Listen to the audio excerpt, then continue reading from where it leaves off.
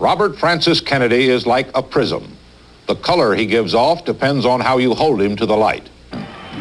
He is a multi-plane public figure and one of America's most controversial. He gives everyone a choice of which Robert Kennedy they want to admire, despise, trust, distrust, laugh at, scowl at, idolize, blaspheme. Within one 24-hour period, he can be almost everything the voter wants or does not want in his president.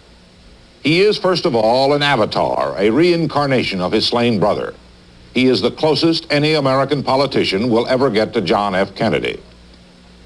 He is, in an era of physical comfort, a hard-driven, apparently fearless adventurer whose relentless energy takes him to the tops of mountains, through dangerous rock-mined rapids, down snow-covered slopes, on excursions into the African bush. He is uncowed by power and intolerant of smugness. And while the word ruthless may be a Kennedy office joke, it is standard nomenclature in any discussion of him. He is, among overblown politicians, a cool political realist whose heaviness is relieved by a sometimes irresistible sense of humor, which he employs at the expense of himself. I asked my wife as I was coming down whether she could think of a joke. She said, if they look at the top of your head, they'll laugh. For me? Do you? Yeah. How'd you get wet? Because I ran in the swim. You did not. He is, for all his competitive zeal and toughness, a touching and tender father whose great wealth is well spent for the pleasure of his family, and in whose presence he is literally transformed. We get it. He is, in an age of youthful confusion and rebellion, a political apostle for the young, whose message, however vague and uncollected, is that a single individual can make a difference. Very much. Give me a place that I can stand and I can move the world, said Archimedes. We might look back and say, but it's futile.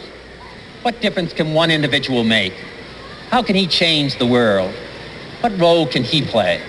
But if we look back upon the history of this country and the history of the world, we know the difference that an individual can make. And finally, he is, in a time of image building and manipulating, one whose own image protects him against most mistakes, but whose overexposure might well destroy his political attractiveness by 1972. He is, next to the president, our most public and most chronicle figure, and yet he remains a very private person. Tonight we shall examine the public and the private Robert F. Kennedy. Bobby, oh, it's wonderful. CBS reports. Robert F. Kennedy, reported by CBS News congressional correspondent Roger Mudd. There is no apparent end in sight to the Bobby phenomenon.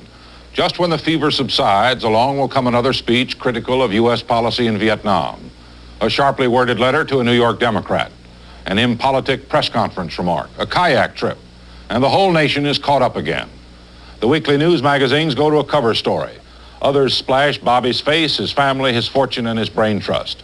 Lou Harris and George Gallup start polling again, and the publishing houses decide, almost daily it sometimes seems, to put forth books with that saleable face on the cover. Today in America, there is an assumption of Robert Kennedy's popularity and eventual presidential candidacy, with the result that no American in this century, not already nominated or elected, has ever been so likely to be president as Robert Francis Kennedy. And yet no politician engenders such extremes of devotion and distrust. Why? It is because an unusual set of factors, some peculiar to American life, others peculiar to Kennedy's life, have settled on the senator in a combination unmatched in any other politician. And each factor works both to his advantage and his disadvantage. There is the public identification with his late brother and the golden years of the new frontier. Converging on Robert Kennedy is the nostalgia for the glamour of the early 60s, when the White House had youth and style and government looked like fun. Many of those who worship John Kennedy now worship Robert, and many who voted for Nixon now claim they actually voted for Kennedy and would vote for Robert Kennedy as if to atone for the tragedy. At Hickory Hill, his Virginia estate near Washington, we asked the senator if he thought the golden years quite as golden as the chroniclers have made them appear. Well, I think they were productive, and I think that we began something. and that it was in the executive branch of the government, and then I think it caught a spirit within the United States, which is extremely important. I think it stimulated interest in government and public affairs, and again, one's responsibility to one's neighbor and to one's fellow citizen, which was extremely important. I think there have been exaggerations about the accomplishments, but I think if just doing some of these things,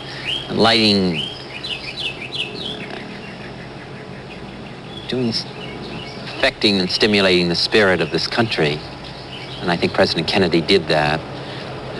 When you travel, Senator, so many Americans turn out to see you because you do represent to them your late brother and what he stood for. My last name happens to be Kennedy, so there's more focus of attention on me.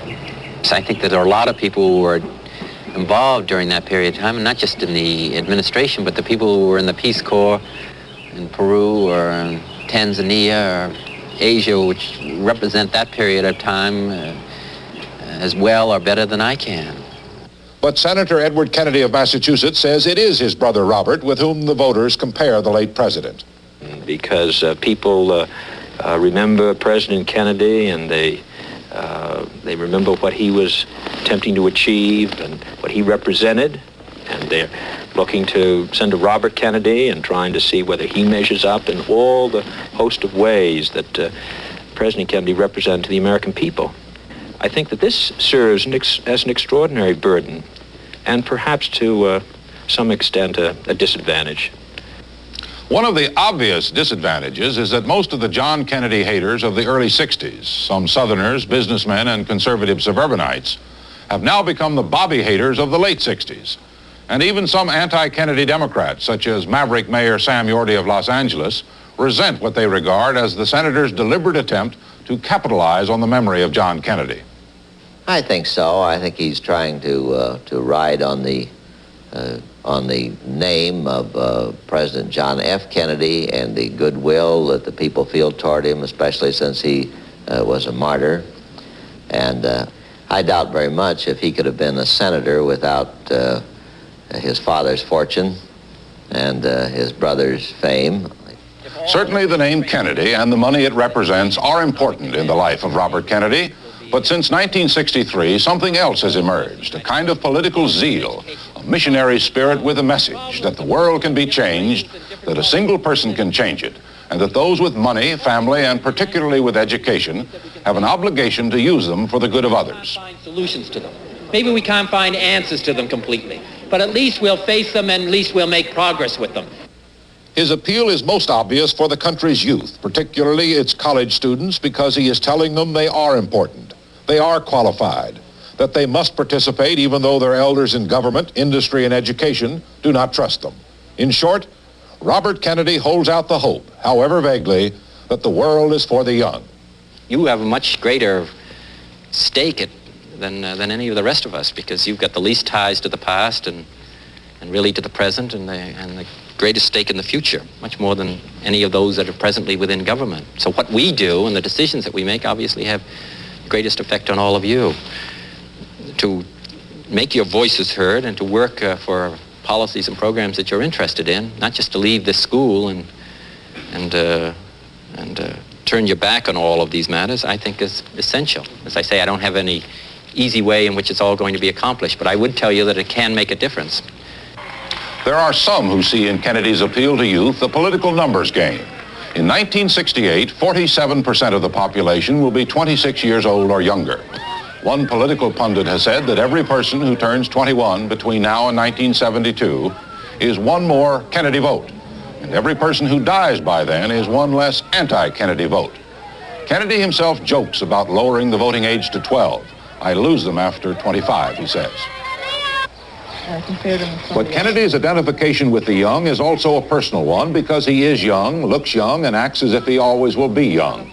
Of course, with a family of 10, which is based most of the year at the 10-acre Hickory Hill estate, Kennedy might be inclined to take his commitment to youth too seriously. The senator is, though, a selfless father who takes a lively and sympathetic interest in each child, whether it's the baby's first attempt at swimming or the eldest son's choice of a prep school. But just remembering all those names must be impossible. Not only the children's, Kathleen, Joe, Bobby, David, Courtney, Michael, Carrie, Christopher, Matthew, and Douglas and their cousins, but also the dogs, Brumus, Panda, Freckles, and Battlestar, and the horses, and the iguanas, and the rabbits, and the turtles, and the geese. Mrs. Kennedy, who works very hard at keeping track of her menagerie and at being a fiercely loyal wife, was asked if she ever wished her husband had some other job. Well, I suppose on some rare occasions, when somebody says something about him that's not very pleasant to hear. It is in what Ethel Kennedy calls Bobby's backyard that the family keeps in trim for its assaults against the Colorado River, the coast of Maine, or the sea and wind of Cape Cod.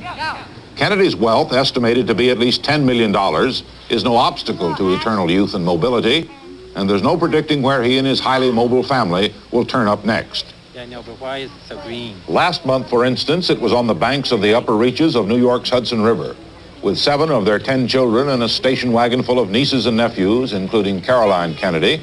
The senator and his wife led their expedition of rubber rafts, boats, and kayaks into midstream, where they demonstrated that 38-degree water is not so bad once you choose up sides and make a game of it.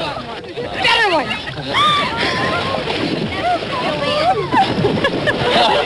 Jamaica? Despite the obvious dangers in what local boatmen call the roughest stretch of white water in the east, Kennedy made the 15-mile run in a highly unstable kayak and placed second the next day in an hour-long 2-man canoe competition. And when they ski at Sun Valley, the hills are covered with Kennedys. They all ski, children from the age of 5 and up. The senator will take any hill, and his form was described by one ski instructor as not very graceful, but damned aggressive. Oh! It must seem to many that Kennedy's life is a merry-go-round of glamorous people. Pet shows, private film showings, births, small dances for 200, and a life where no moment is left unfilled. This is the meat upon which the hero worshiper feeds, and the sustenance that keeps the readers of fan magazines healthy. But for the Kennedy critic, it becomes millions expended for public image and political power, a diet of the showy rich, of money too obviously enjoyed as though one must be ascetic to be in politics. For while Lyndon Johnson may be almost as wealthy, it is plain he is not having as much fun.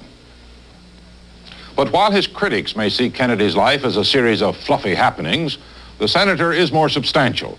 He has genuinely tried to stake out new ground on basic public policies, and while he has probably failed more times than not, he has spoken out often on the 3 issues which inflame most Americans most of the time: Vietnam, civil rights, and poverty, and each time he has taken a minority position. Some among us say the Negro has made great progress, which is true, and that he should be satisfied and be patient, which is neither true nor realistic.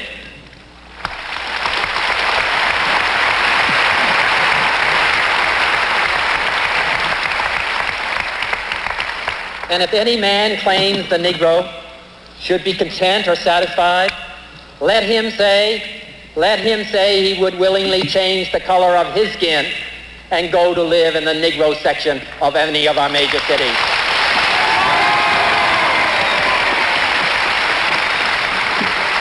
I happen to have some differences of some importance with the administration in connection with Vietnam. But I don't think that the answer or solution to Vietnam is to question the patriotism of those that we disagree with. And I don't think that we've been putting enough of our resources into the fight against poverty over the period of the last few years. Now, undoubtedly, the reason is because of the cost of the war in Vietnam. But we spent last year in the war against poverty, on the OEO, we spent about the equivalent of about 2.5 weeks of the war in Vietnam, and I think we can do better than that. Perhaps Kennedy's descent is designed to establish himself as the alternative leader of the Democratic Party. Whatever his motives, his descent has broken the president's seeming ownership of every phase of Washington life. He has made the capital a 2-man town. Los Angeles Mayor Yorty has no doubt that every Kennedy move is calculated. I think he has this all figured out. His stand on the bombing does endear him to pacifists and the left wing, those who are dupes of the communists, those who are communists, and some people who just, of course, been misled. And I think his feeling is that if the war ends well, that'll all be forgotten. And if it doesn't end well, he could say, well, I told you so, we should have stopped the bombing. Sam Yorty, who was subjected to a rugged Senate interrogation by Kennedy after the Watts riots, is convinced of the fitness of the word most commonly applied to Robert Kennedy, the word ruthless. But for members of the senator's family who claim they know him the best, the word has an amusing ring. But you're competitive and you have strong feelings, and I don't hear Edward Kennedy described as ruthless. What's the difference? Well, I suppose you couldn't have two ruthless brothers. It shows that is... Or one ruthless who read first. But it's no joke to those who harbor resentment at their treatment by Kennedy. The TV producer who got pushed too hard in the 1960 Wisconsin primary. The Democratic senatorial candidate in Nebraska who got scorched because he couldn't pull the party together. The overworked Justice Department lawyer during the Hoffa prosecution. The New York voter who still sees Kennedy as a power-grabbing carpetbagger. And it's no joke to those who have only read about Kennedy's reputation and who are eager to believe everything bad about him. The word ruthless was probably first applied to the senator 10 years ago when he was the combative, bird-dogging chief counsel for the Senate Rackets Committee. It gained currency during 1960 when he managed his brother's presidential campaign and when his style came across to the old-line Democratic Pauls as too tough, too self-confident, too sophisticated. It became established in the early 60s when, as Attorney General, he pursued the demons of segregation, racketeering, and price rigging in a way many thought too zealous. And it was kept alive in 1964 when he switched allegiance from his native state of Massachusetts to New York simply because there was a political opening. Today, the ruthless reputation is not any longer a matter of proof or disproof. It is, whether justified or not, a fact of life for Robert Kennedy. And there seems little he can do to change the minds of those who do not want their minds changed. In listening to the next six persons, remember they are all talking about the same man. He's much too abrasive. He's much too rude. He's terribly concerned about people around him. He's terribly concerned about people in general. He's been built up with this almost idolatry around him, and I guess he just feels that everybody should defer to what he wants and to accept his judgment on all problems.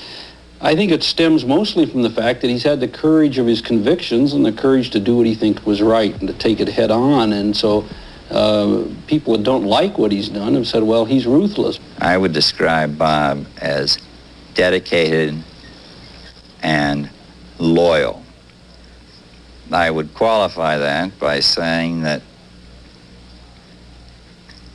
Bob believes so strongly in the ends he is pursuing that he is not over-scrupulous about the means that he employs. Oh, he's a strong individual in a sense of character and determination. But I don't think he's ruthless, if that's what you mean. He's determined and persistent. But Kennedy, who has a natural reserve, is absolutely unable or unwilling to engage in public self-analysis. Neither has he ever been known to engage in it privately. Whether he regards self-analysis as unmanly and therefore bad, or as unnecessary, questions about his reputation, his popularity, or his ruthlessness are rejected as too embarrassing to answer. We asked the senator why he doesn't try to be nicer if so many people think him ruthless. I do, aren't I be nice to you? Very nice, but... See? But most people still have the view that... Most.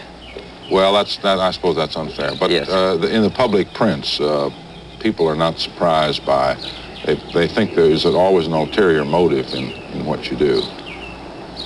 Is that... Is that what? Is that accurate? No. No. What did you think I was going to say? Is this something now that's gotten started and you can't do anything to stop it? The public image that you have? I don't know. How did it get started? I don't know. I don't know. I don't know. I don't know. The McCarthy thing and the Hoffa thing and the 60 campaign? I suppose I've been in positions in which But I don't know exactly. I don't know. If Kennedy is ever to soften his reputation, if indeed he wants to, probably the most fertile place would be the United States Senate, where his critics do not yet outnumber his admirers. We shall take a look at Robert Kennedy, the senator, in just a moment. Good night. Good night, dear. Is that Jimmy? Stomach's probably upset. What did you feed him at the game? A couple of hot dogs, some ice cream, popcorn. No wonder. Oh, we better give him some Pepto-Bismol.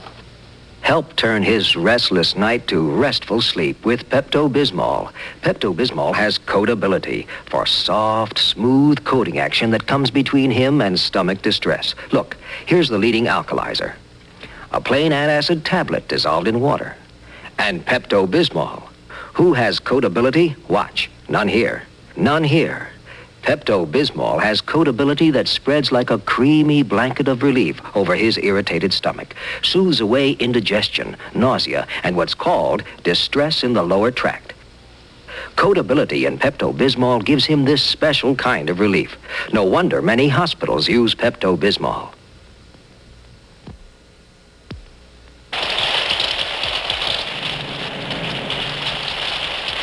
I have a policy with your company, and I've just had an accident. Well, according to the map, I'd say about 3 miles south of Springfield. I don't know what I'm going to do. You see, it was raining pretty hard, and I was just crawling along because we were looking for this turn about a mile past the toll booth. I never even saw the other car. It seemed like he came out of nowhere. Nobody was hurt, but the right side of the car is pretty well smashed in. Yes, thanks. If you do that, it'll be a big help. Yes, I understand. Well, that's just... No matter where you are, day or night, if you have an automobile accident and you're covered by Continental Insurance, you can call our new Dial-A-Claim service, Collect. We'll make sure you get all the claim service you need starting the moment you put down the phone. But we hope you never have to call. Anytime after 2:15 or between now. Is that all right? Fine. It won't take very long. I just wanted to have you take... Good. Thanks, Senator. Bye. With the help of his serene personal secretary of 11 years, Angie Novello, Robert Kennedy's inner senatorial office somehow remains a place of calm in what is otherwise a maelstrom. Kennedy operates as a senator as if he were in a campaign, seeing through all that smoke and debris and figuring out where to move next. Into his suite come more telephone calls than any other office on Capitol Hill.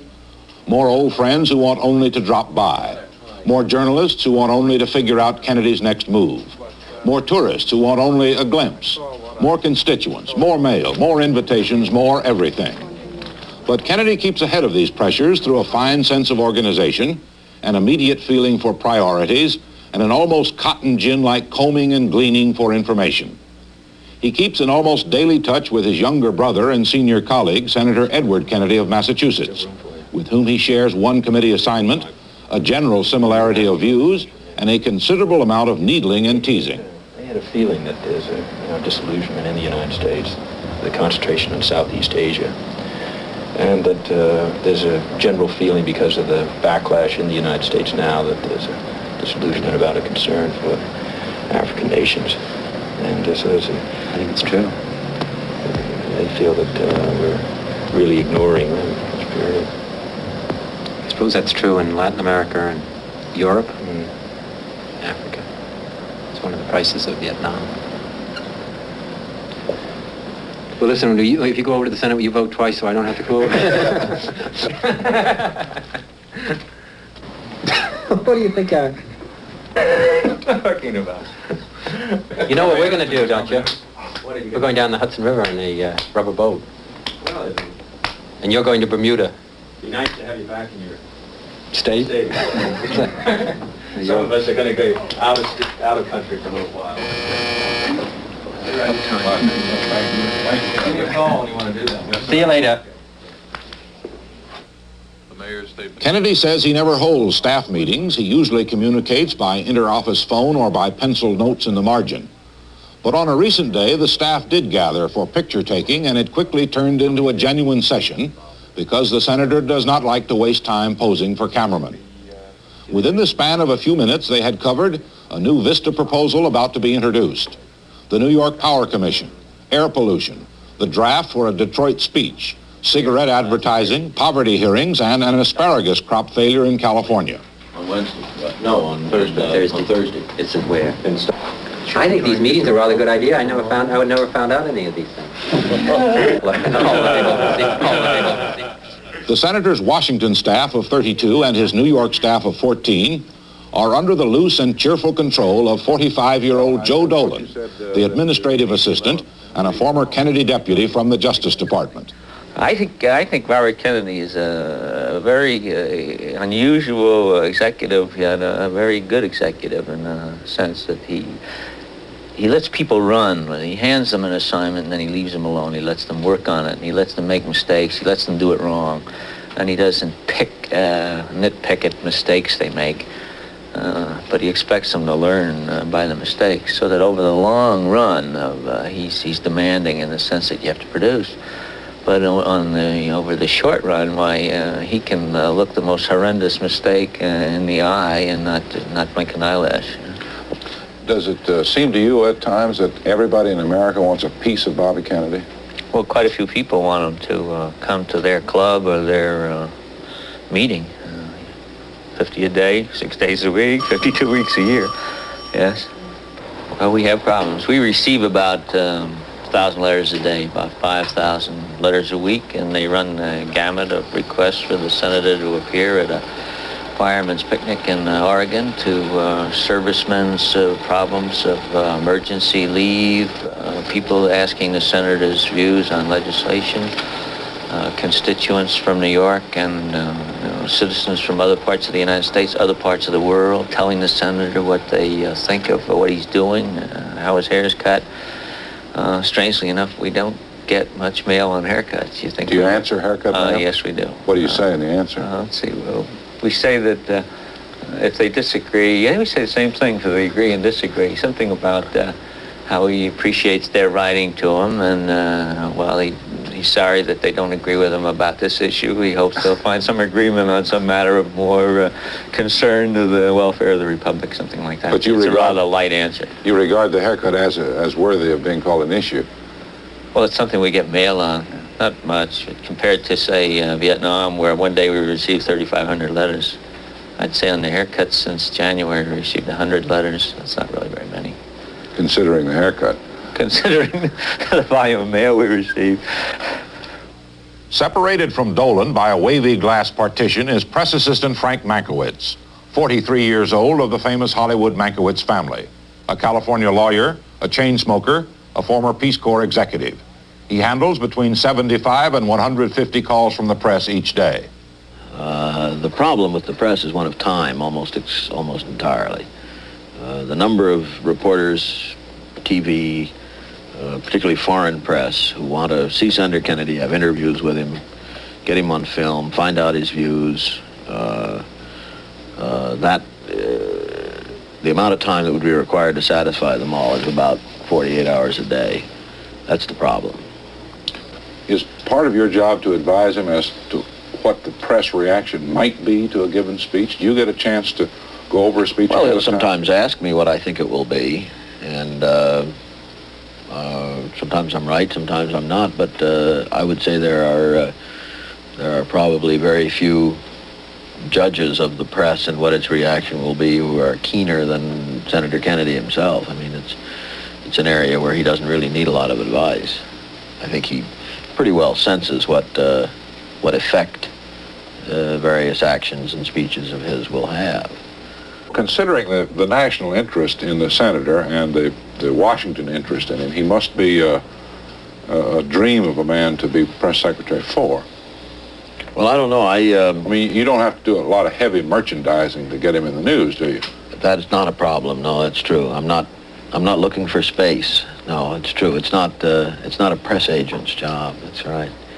I don't know. I talked to somebody the other day who didn't know that I had changed jobs in the last year, and they said, "What are you doing now?" And I said, "Well, I'm press assistant to Senator Robert Kennedy." And the guy thought for a minute. He said, "Well, that's the most superfluous job in the world." And he may be right. The senator has 3 legislative assistants. 36-year-old Wendell Pigman, graduate of Cornell, Princeton, the Budget Bureau, the Space Agency, and the expert on science and natural resources. 29-year-old Peter Edelman, a graduate of Harvard Law, who clerked at the Supreme Court and worked briefly for the Justice Department.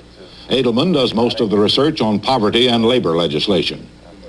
And Adam Walensky, 30-year-old Yale Law School graduate, also up from the Justice Department, known as brash and cocksure, but undeniably talented. He works mainly on foreign affairs. We asked Walensky whether he and his fellows had sacrificed promising law careers for the obscurity of a senator's back room. How can you call it a sacrifice? The only thing that counts about a job is whether you enjoy doing it. And that, you know, it's partly whether you feel you're making a contribution, whether the work itself is intrinsically interesting, and whether you're involved with people that you can care about and where you think what you're doing is right, and you can sleep with yourself at night. Now, I mean that, you know, to think of this as a sacrifice, regardless of the hours or whatever money differentials there would be, that's just absurd. I mean, we're not giving up anything to do this. We're lucky to be here, I think. So you got a piece of the action? Is that well, that's part of vernacular? It. Sure, that's part of it. But it's not just a piece of the action. It's a piece of the right action. And that's what counts. Kennedy walks from his office to the Capitol in all weather, but he never walks alone. He uses the time, about 5 minutes, for another briefing by Peter Edelman, or to sandwich in one more backed-up appointment, or to be filled in on an upcoming hearing of one of his 3 committees: Government Operations, Labor and Public Welfare, the District of Columbia. These hearings occupy much of Kennedy's time on the Hill, and while they do not satisfy his full range of interests, he has been reasonably diligent about attending, whether they be on auto safety, summer playgrounds for Washington, or field investigations of the poverty program in Watts or in Mississippi. Do you know anything about the poverty program? No. You ever heard of Head Start? No. Nice to see you. Kennedy has worked hard for New York, where he spends about 2 days a week. He has earned the grudging respect of many of his colleagues and of many New York Democrats who opposed him in 1964. In his first year in the Senate, Kennedy got 2 floor amendments adopted directly affecting his state, an unusual feat for a freshman. For the seemingly ubiquitous Jacob Javits, who is Kennedy's senior colleague by 8 years and a phenomenal New York vote-getter himself, this means the spotlight must now be shared. I have as my junior colleague a very well-known person upon whom great attention centers, and it's my job to see that that does the best for the people of my state. That's about the best one can say for it. But I would say that the general thrust of our relation in terms of what is necessary for the state has materially improved, and that today I think we work together quite well as any 2 senators from any state, whatever may be their party, in the interests of the state. Strains remain, differences, and I've described them, and they may crop up again even worse tomorrow. Public comment about Kennedy from his Senate colleagues is hard to find. What is available is guarded. But if kept off the record, critical comment about Kennedy is for the asking around the Senate. As one Republican said, I think he's a power-mad little so-and-so, but I can't say that on your camera. Few members deny his energy, his brightness, or his ambition. Republicans discuss him very little in their cloakroom, except to follow his tilts with the president. One high-ranking Democrat sees no sign of the old ruthless reputation, but a plain state Republican warns, don't ever cross him. He'll never forget. I don't know how long he would hound you. All agree he is improving as a legislator, and a senior Republican who prides himself on his forensic powers says Kennedy is improving as a debater. He used to debate about like his brother Jack, says the senator, but now his answers are getting longer. Kennedy is regarded as a loner, an individualist who is neither faulted for his aloofness nor catered to because of his national following. In short, few members have made up their minds about him, and as yet, Kennedy has not made up his mind about the Senate. No, I think it's at times frustrating, the fact that you can't get more done, and you find there are matters that really require immediate attention, emergency matters, and that you feel strongly that the country or an area of the country would be better off, or a group of people or part of our society would have better lives if we took a particular course of action, and to see it go on day after day, and that's frustrating. If you're in the executive branch of the government, or a governor, I expect, or the executive branch of the government here in Washington, it's much more possible to take an action and see some results from it immediately. That's not possible in the United States Senate, so I think that that part of it is frustrating. What's your opinion of the quality of the United States Senate? Do you think generally the quality... Very high. You know, there are some that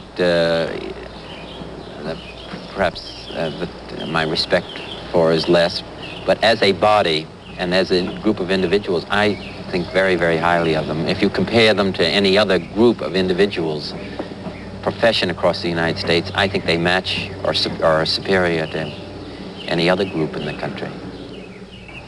Just watching the Senate in action, it's occurred to me that senators have one characteristic in common, and that's vanity. Is that an accurate observation? Well, somebody once said about the fact, you know, in the Senate, the presiding officer is called the president. When somebody says, Mr. President, 100 pairs of eyes look up. So, I don't know. I suppose that everybody in politics, and you're up in front of crowds, and then you, to some extent, you begin to think that what you say is important and significant. And because people clap at the beginning, when you stand up, people clap at the beginning, they clap at the end. How do you like the Senate, Senator, as a place to work? Is the atmosphere comfortable?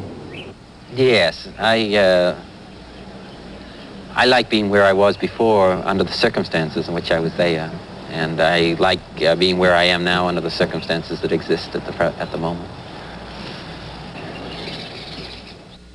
CBS reports Robert F. Kennedy will continue after this message.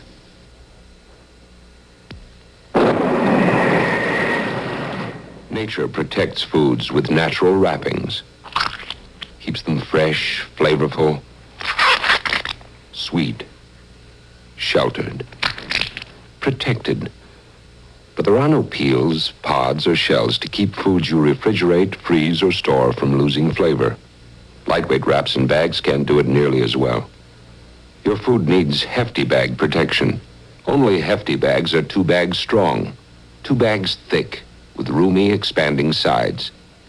Made from 2 layers of plastic quilted together, with air bubble insulation between. Listen, hear the bubbles pop? Hefty Bags are strong enough to rinse and use again and again. Any food that's worth keeping crisp, moist, fresh, flavorful, is worth keeping in a Hefty Bag. The bag that's built for keeps. Let's take a close look at a new padded bra by Playtex. It's the closest thing to you yet. See? Playtex put a new, softer fiber inside. It's just like natural softness. Stays soft, can't shift, can't bunch up, even after machine washing.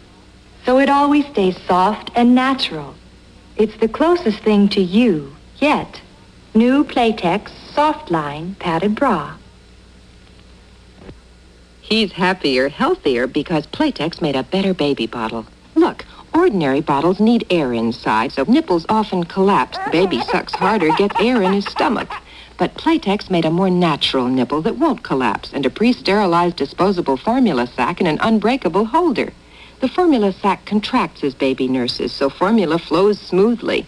Baby gets less air, more nourishment. He's happier. Playtex Nurser, the better baby bottle. You've been quoted as saying that popularity comes in, what was the quote, peaks and valleys? Yes. Well, how do you figure that out? It's been my experience that if you look at these matters, they go in waves, and sometimes one is in the trough and one time is at the top of the wave. Then your popularity is just a flash in the pan, is it? Well, first, that's an awful thing to say to a politician. Flash in the pan is not yet an accurate description of the junior senator from New York, and it may never be. For despite his recent loss of popularity in the polls, Robert Kennedy is still the most sought-after and most blindly followed Democratic politician in the country. As the lady exuded at the Iowa town rally, I can't hear what he said, but whatever he said, it must be right. This is the political phenomenon of Kennedy. He ranks but 89th in the Senate, could not command more than 10 votes in a tough Senate fight, is chairman of no subcommittees, has little patronage, has a speaking style which is splintered, if not altogether wooden, and a physique which is less than presidential. Yet he radiates political power beyond all reasonable measurements, primarily because of what he was, John Kennedy's brother and closest advisor, and of what he might become, President of the United States. Last fall, Kennedy set out on probably the most ambitious national campaign schedule ever undertaken by a freshman senator. And it was, in a way, a trip to thank the 1960 supporters of his brother, and to remind them there was much that was left to be done in his brother's name. Operating independently from the Democratic campaign committees, Kennedy laid out his itinerary based on two criteria: whether he had been invited and whether President Kennedy had campaigned there in 1960. I feel I suppose my whole family feels a very close tie to Minnesota because we spent so much time with representatives of Minnesota. Of course, in Wisconsin and West Virginia and elsewhere we did. But then also Orville Freeman nominated President Kennedy at the Los Angeles Convention. Without Mayor Daley's help, without your help, without the commitment of the delegation from the state of Illinois, John Kennedy could not have been elected President of the United States. Talk about various states making a difference in that election in various states in the primary. But it was Tino Roncalio and the Wyoming delegation that gave John Kennedy the nomination in Los Angeles.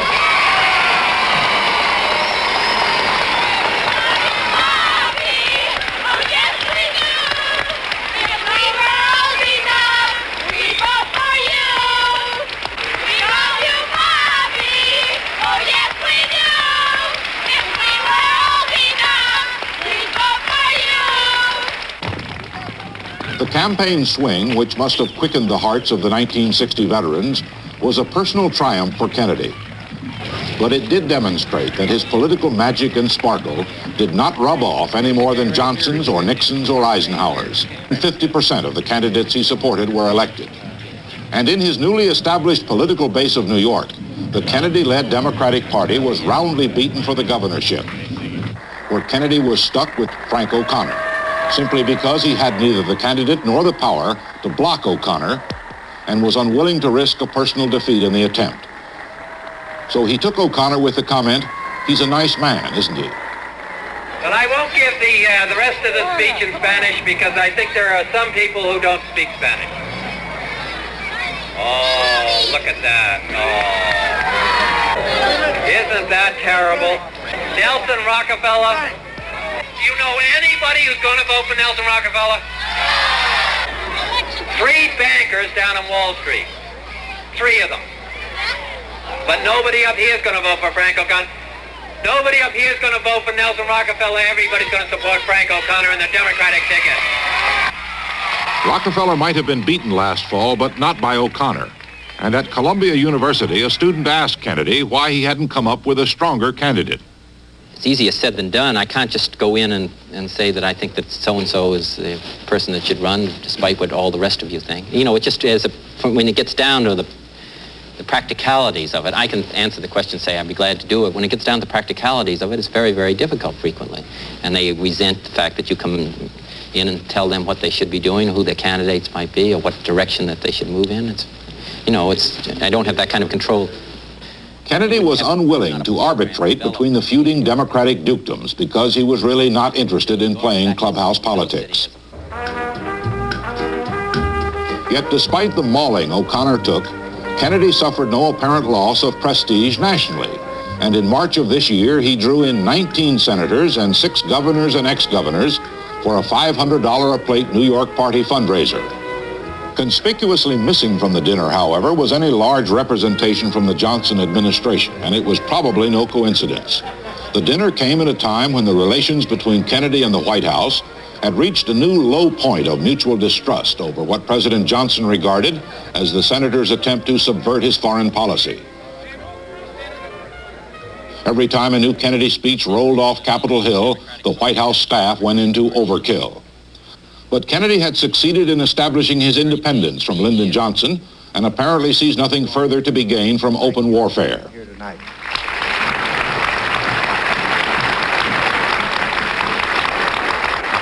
He is now trying to maintain a correct, if cool, relationship with the president, which he occasionally thaws with fulsome praise, such as this recent introduction in New York City.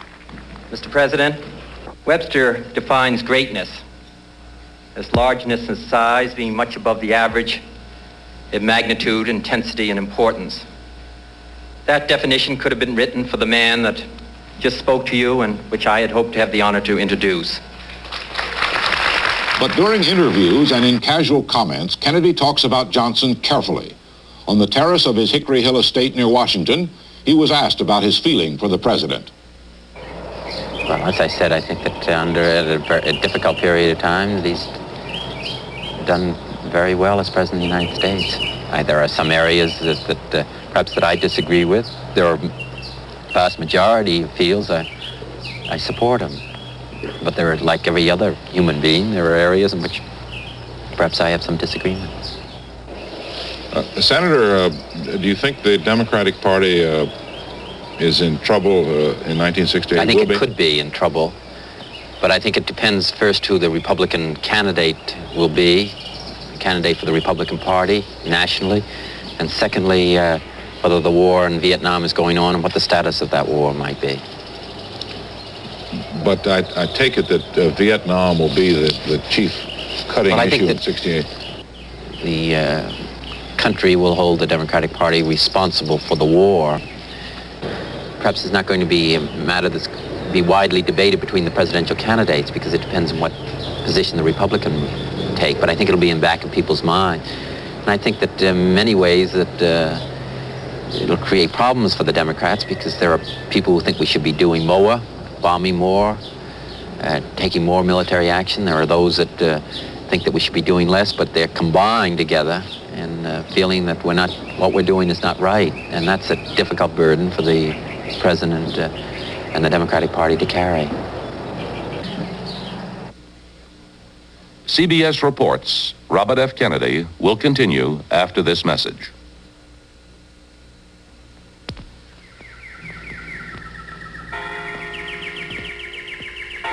The engineers at Whirlpool have a theory about air conditioners. If they'll work in Panama, they'll work in Pennsylvania. So we set up a testing station in Panama. Not in any special laboratory, though. We just loaned air conditioners to some of the local natives. Besides being the only humane thing to do, it got us the most dedicated air conditioner testers in the world. They usually run those machines 24 hours a day. And if that abuse doesn't kill the compressor, and if Panama's humidity doesn't corrode the coils, we've definitely got a good machine. So everybody's happy. We know just how much of a beating Whirlpool air conditioners can take. And as for the natives, they aren't restless anymore.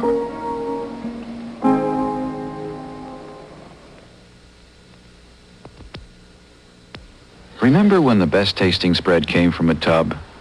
Well, it still does. Chiffon, the soft margarine with the delicious melting flavor of the expensive spread. That's because chiffon is made soft with light, delicate safflower oil. And safflower oil makes chiffon highest in polyunsaturates, lowest in saturated fat of all margarines. Chiffon, best taste that ever came out of a tub.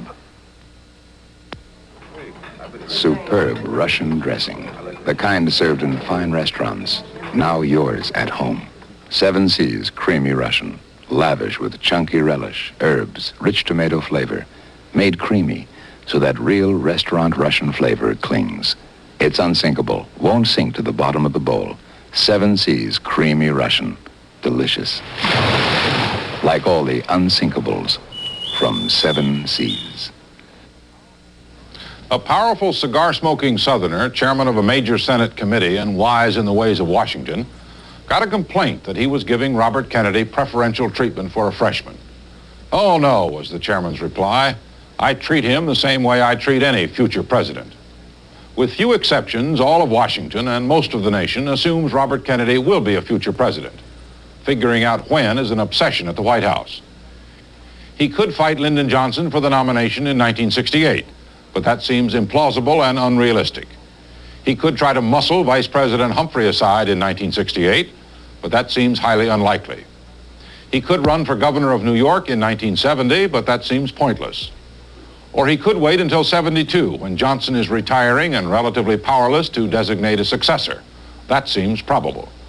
But there are no iron laws in politics. Deciding which law applies to Robert Kennedy has become a diverting pastime for America's politicians. I think he's trying for the presidential nomination, yes. I think he has tried to build his political image for 1968 or 1972. I think he was trying to keep himself in the position of having alternatives, being flexible. I think he's almost insidiously clever about the way he figures the political possibilities. Well, it's very hard, I suppose, for a person who is as much in the forefront of the political life as he is, who is, for example, constantly pitted in polls against various candidates. The thought has crossed his mind. But if you ask me whether I thought that every single deliberate act of his life was aimed at getting to the presidency, I would say no, because I know I've talked about this subject with him. Yes, I think he's consciously and deliberately running for president. How could he not? He has this sense, this family sense that it is written in stars that they be first, and he's doing everything possible. I think the signs of gloom that you get in some of his statements when he says, well, how can you plan ahead? Who knows if one's going to be alive? I think that's quite sincere. We all feel that if we're at all thoughtful. But you always act as though you will be alive, and you make the movement toward what you want. What he wants is the presidency. Gore who? Gore Vidal, who had written in Esquire that the Kennedys regard themselves as America's holy family, destined to rule the nation for the next 24 years.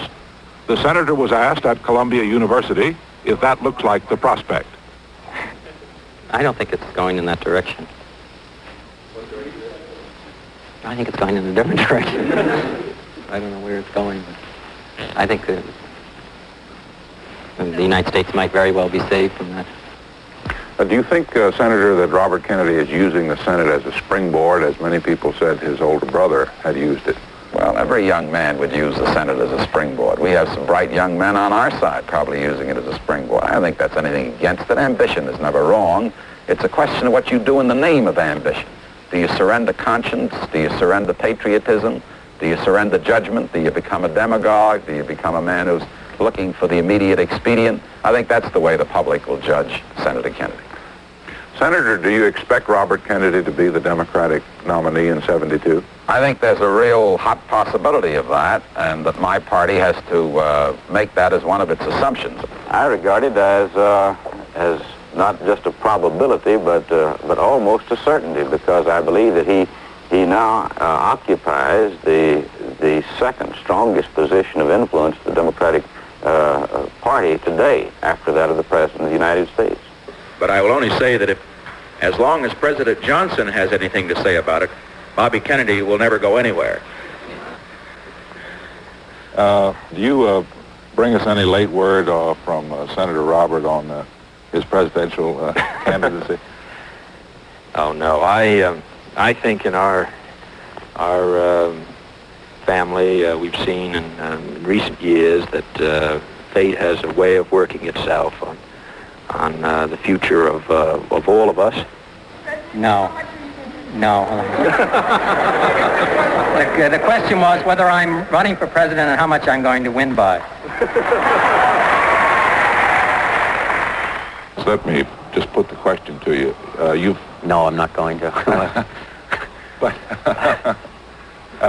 you said that you will support the Humphrey Johnson ticket in 68, but that beyond that, as I read your statements, they were a little vague after that. And vague because I don't know what do you know what you're going to do in 1970? No, I didn't mean that. But do you think about running for president? Does it occur to you? Well, I suppose it occurs to every little boy. They told their mother that they can be president of the United States.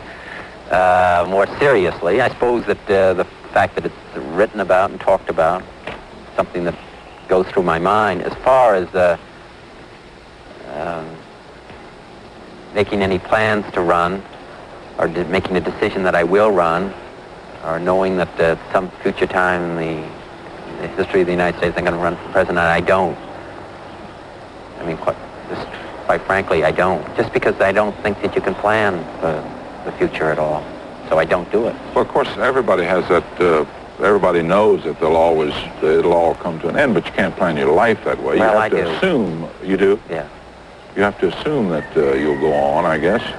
Well, I don't mean, I'm not being morbid about it. Yeah. I just think that to, and especially if you're in politics or you're in the Senate or in the position that I am, and to say that I'm going to vote in a particular issue, or that I'm going to run for President of the United States, so that therefore I'm going to govern myself in 1967 with my votes and my speeches and my public positions on the basis of whether that's going to be make me popular or unpopular 5 or 6 years from now. I think it's unsatisfactory for me, an unhappy state to be in, because it's unnatural, it's unfair to those that I represent in the state of New York, and I don't think meeting my responsibility. Now, I don't know what's going to happen 5 or 6 years from now, and I will adjust to it at that period of time. And I think that really should be accepted. What Robert Kennedy has just said, however, probably will not be accepted by a large body of Americans, much to the senator's dismay.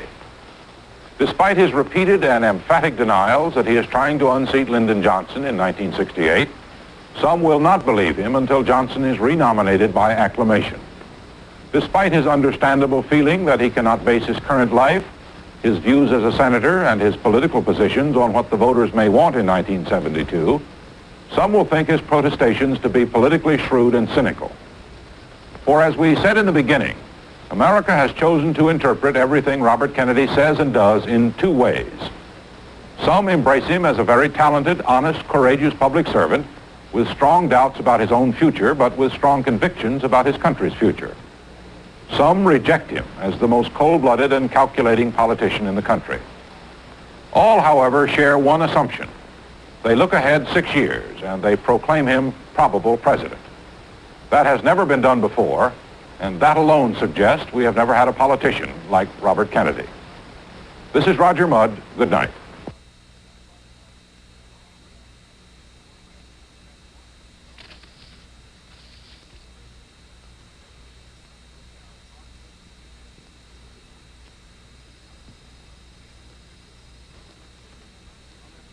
CBS Reports, Robert F. Kennedy, was produced under the supervision and control of CBS News.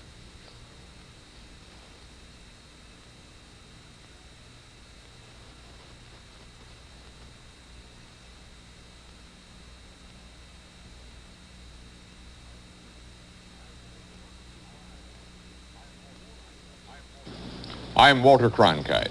For more than 6 months, CBS News has been investigating every major aspect of the Warren Report. The conclusions, which help clarify the most controversial issue of our time, will be broadcast at the same hour on 4 successive nights, beginning Sunday, June 25th at 9 Central Time. Share adventure beyond the limits of imagination as Earthlings encounter grotesque moon creatures and other unknown terrors. It all happens in H.G. Wells' First Men in the Moon, a fantastic motion picture. On CBS.